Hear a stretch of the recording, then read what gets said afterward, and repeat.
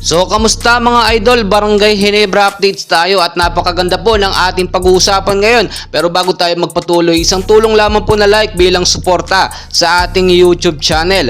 So, sa kakatapos lamang po na Leo Award na ginanap nga po kahapon, no? Marami pong nakuwang award ang ating mga Barangay Ginebra player. At unang-una na nga po dyan na pinag-uusapan, no? Ay ito pong si Junmar Fajardo, which is MVP. At hindi lang basta MVP, pang 7 times MVP award na po ang kanyang nakuha. Hindi po tuloy maiwasang batikusin itong si Abay ng kanyang mga bashers at sinasabi tila na mekus-mekus or nagkaroon ng hindi inaasahang bayaran o siguro under the table na rin yung tinutukoy nila doon bakit si Abay ang nakuha.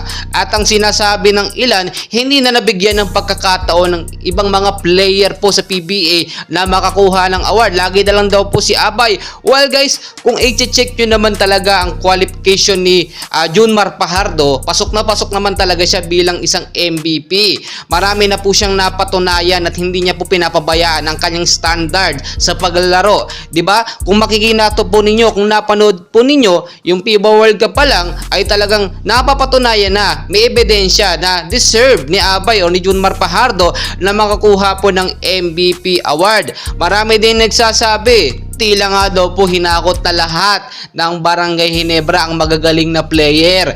Isa na nga po dyan ang dating star player po ng Converge, no, na si Maverick Ahanmisi, which is nakakuha ng award na most improved player pa nga, no. Kakapasok lang dito sa Barangay Ginebra, most improved player agad. Bakit po ganoon? Nagkaroon nga ba ng mekus-mekus or mga hindi inaasahang usapan, no? Alam natin, ganyan talaga sa PBA minsan, nagiging politika, pinapasukan ng palakasan system at hindi natutupad yung magagaling na player, hindi rin nabibigyan ng nararapat na award. Marami din nagsasabi siguro kung naging buwakaw, no, o naging mas magaling pa, mas ginalingan pa nito nga si Scottie Thompson ang kanyang performance dito sa kakatapos lamang na season nga po, no, o nakaraang season ng PBA at sa kanyang mga laro. Siguro posible na si Scottie talaga nakakuha, no. Pero alam nyo naman, nagiging advantage talaga yung height nga po ni Junmar Fajardo, no? Advantage yun. Yun din ang isang nakita nga po, no, ng PBA kaya nagkaroon ng award, no,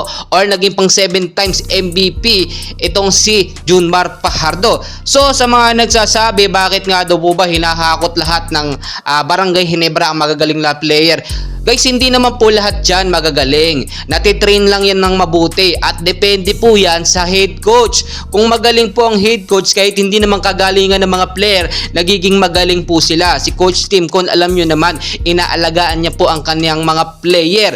May mga magagaling kasi na player sa ibang teams, hindi naman inaalagaan or pinapabayaan.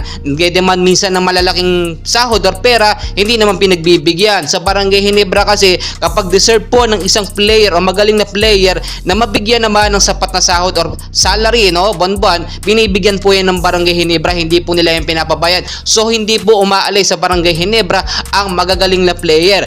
Lalo na po siguro kung meron tayong Justin Brownlee na kasama dito sa lineup nga po ng Barangay Ginebra. And for sure talagang times 3 ang lakas or galing ng Barangay Ginebra, no. So sa mga nagsasabi hindi pa nga daw nagsisimula, ay alam na natin kung sino ang mananalo. Well guys, wala tayong magagawa dyan kung hindi naman galingan ng ibang teams. At nakikita nyo naman, performance pa lang, no, opening pa lang ng PBA kahapon, talagang matindi na ang nangyayari. So how much more sa mga susunod pa. November 17 pa naman ang laban o unang laban ng Barangay Ginebra kontra sa koponan ng Converge. So may oras pa para mag-practice. So ito yung mga tanong, no, bakit daw po wala sa official lineup ito nga pong si Justin Brownlee. Well guys, paulit-ulit na lamang po tayo at sinasabi ko, hindi pa nga po lumalabas yung sanction ni Justin Brownlee kasi iniipit po ng FIBA eh. Kung nailabas po yan early bago mag November 5, for sure makakasama sa opening itong si Justin Noype Brownlee. So hindi pa po talaga siya makasama ngayon dahil inaayos pa yung proseso o yung kaso nga, no, sa kanyang naging problema dito sa anti-doping test. Pero maghintay pa rin tayo ng resulta. Posibleng makasama pa or makapagbigay ng konting time itong si JB sa nalalapit na laban nga po, unang laban ng Barangay Ginebra sa November 17. So guys, patuloy ko po kayong i-update and please pakiusap naman po, isang like lang po and subscribe bilang tulong na rin po sa ating YouTube channel. Maraming salamat po.